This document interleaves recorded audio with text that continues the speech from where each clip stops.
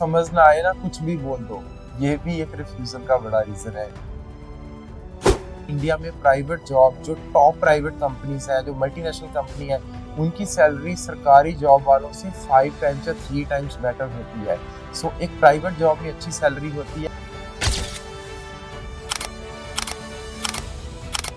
If you would go and say कि I was doing my IELTS, I was preparing for PT or Duolingo, that is the improper justification. No language proficiency test take 1 year to complete. And आपको एक चीज बताऊं, we had one student from Amritsar branch.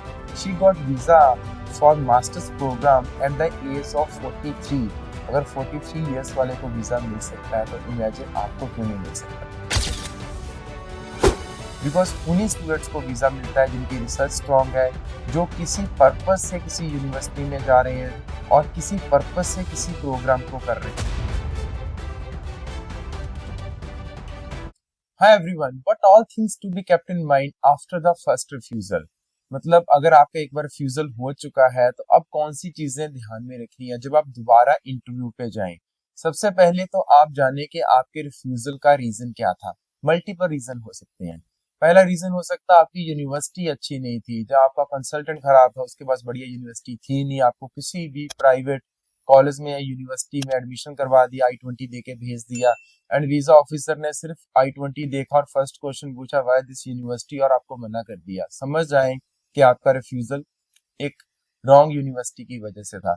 आपका second biggest reason refusal का हो सकता है irrelevant course. Let's suppose आपने 12th कॉमर्स में की थी और कंसल्टेंट ने आपको कंप्यूटर साइंस का प्रोग्राम दे दिया, क्या ही वीजा मिलेगा। मतलब आपका गोल ही क्लियर नहीं है। 10th आपने जनरल की, 12th में आपने कॉमर्स रख ली, बैचलर्स में आप IT रख रहे हो, मास्टर्स में क्या ही गुल खिलाओगे भगवान जाने। सो वीजा ऑफिसर भी इसी एंगल से सोचता है कि स्टूडेंट की प्लानिंग या उसका गोल यहाँ से बड़ा अनक्लियर सा दिख रहा है। So you should not have an unclear गोल।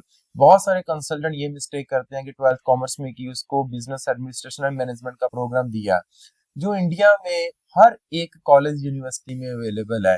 तो आप 2 CR लगा के US में जाके क्यों पढ़ोगे जब वो कोर्स यहाँ पे 40-50 हजार में अवेलेबल है। सो आपका जो विजन है वो क्लियर होना चाहिए और कोर्स ऐसा लेना चाहिए जो इंडिया में इजीली अवेलेबल ना हो। फॉर एग्जांपल, आपको वो प्रोग्राम सप्लाई चेन मैनेजमेंट का दे सकता था, आपको बिजनेस एनालिटिक्स का प्रोग्राम दे सकता था। तो ऐसे प्रोग्राम जो इजीली यहाँ पे अवेलेबल नहीं है। तो अगर आपका पहले कोर्स गलत था या यूनिवर्सिटी गलत थी, उसको चेंज करिए। बट अगर आपकी यूनिवर्सिटी भी ठीक थी, आपका प्रोग्राम भी ठीक था, तो इन सब में चेंजेस करके कोई बेनिफिट नहीं होने वाला। इवन ये सब करने के बाद आपके रिफ्यूजल आने के चांसेस बढ़ जाएंगे, आपके रिफ्यूजल आने के चांसेस कम नहीं होंगे। सो तीसरी मिस्टेक जो आपने की हो सकती है, दैट यू वर नर्वस। आपको समझ ही नहीं आया, US का वीजा ऑफिसर था, उसने जिस इंग्लिश में आपसे पूछा आपको समझ ही नहीं आया। बहुत बार होता है फर्स्ट टाइम किसी गोरे या अंग्रेज से इंटरेक्ट कर रहे हैं, हमें समझ नहीं आता, उसकी तरफ देखें या उसके सवालों का जवाब दें। सो ऐसी मिस्टेक नहीं करनी। आपको इसके लिए प्रिपेयर करना पड़ेगा। जैसे IBT ओवरसीज में हम लोग एक्स वीजा ऑफिसर से क्लासेस देते हैं, जहाँ आपकी 1 मंथ एम्बेसी में ट्रेनिंग होती है, जिसमें हर एक चीज के ऊपर आपको डिटेल में एक्सप्लेन किया जाता है। आपके डेली मॉक इंटरव्यूज होते हैं जिसमें आपका जो नर्वसनेस है, आपकी जो हेजिटेशन है, आपका जो लो कॉन्फिडेंस वाला मूड है, वो दूर हो जाता है।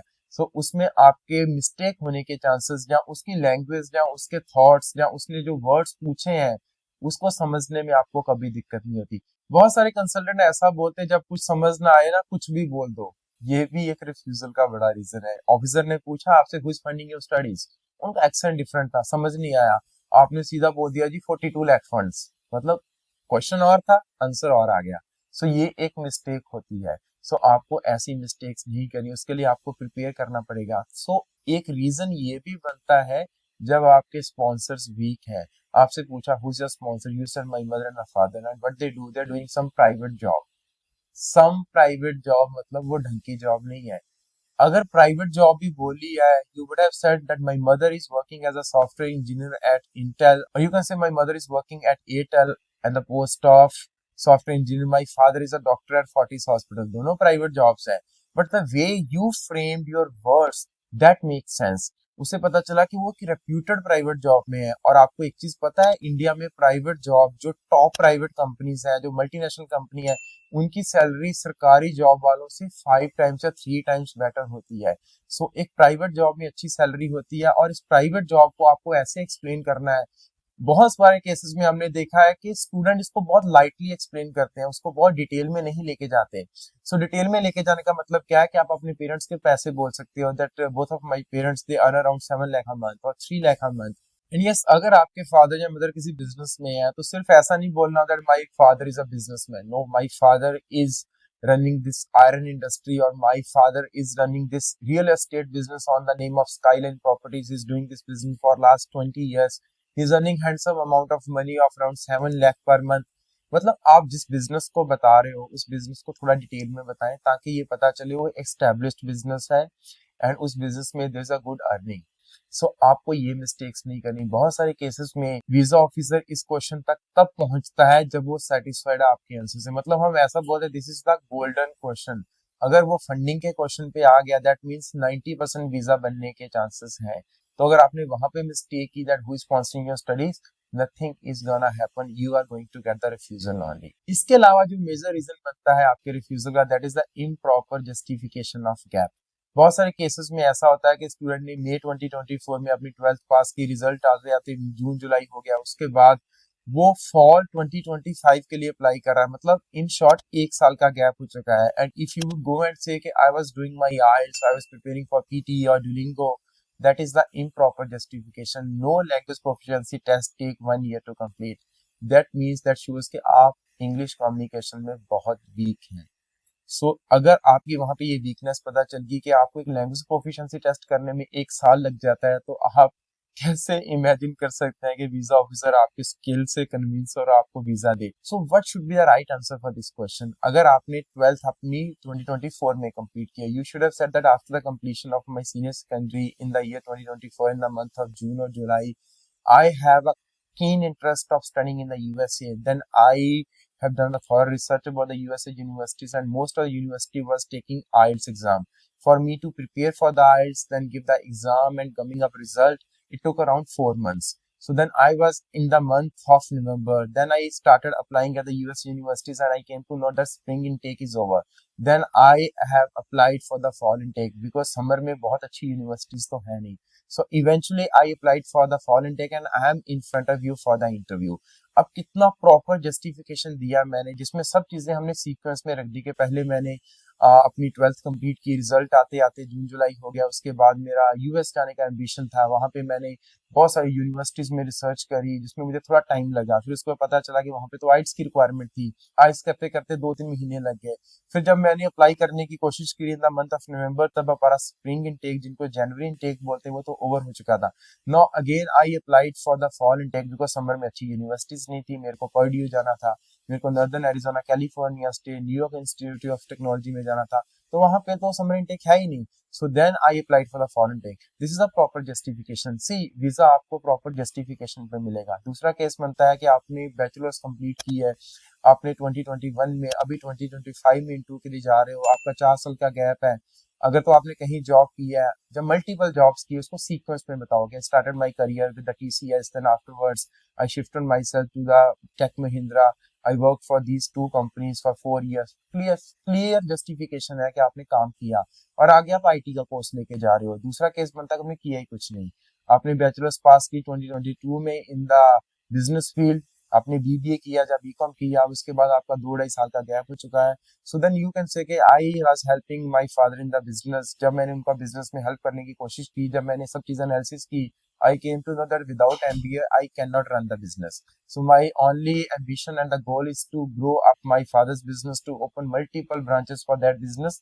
उसके लिए मैं I'll go to USA, I'll study the MBA program, then I'll come back to India again. So this is the complete justification जो आप गैप के लिए दे सकते हैं। एंड यस, ये क्वेश्चन बार बार स्टूडेंट्स पूछते हैं कि गैप कितना हो सकता है। नॉर्मली आईपीटी ओवरसीज 2020 से पुरानी प्रोफाइल नहीं लेता अगर आप बैचलर्स के लिए जाना चाहते हो। मतलब 4 से 5 साल का गैप आपका एक्सेप्टेबल है।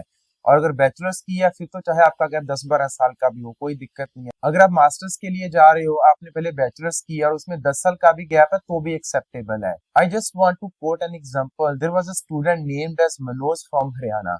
उसका 5 years का गैप था 12th के बाद। उसमें वीजा ऑफिसर ने उससे जब क्वेश्चन पूछा, he has the clear justification because उसने 5 years में कंटिन्यूसली किसी इंडस्ट्री में जॉब की थी। उसने प्रॉपर एक्सप्लेन किया and he got the visa. Now he is studying in the USA.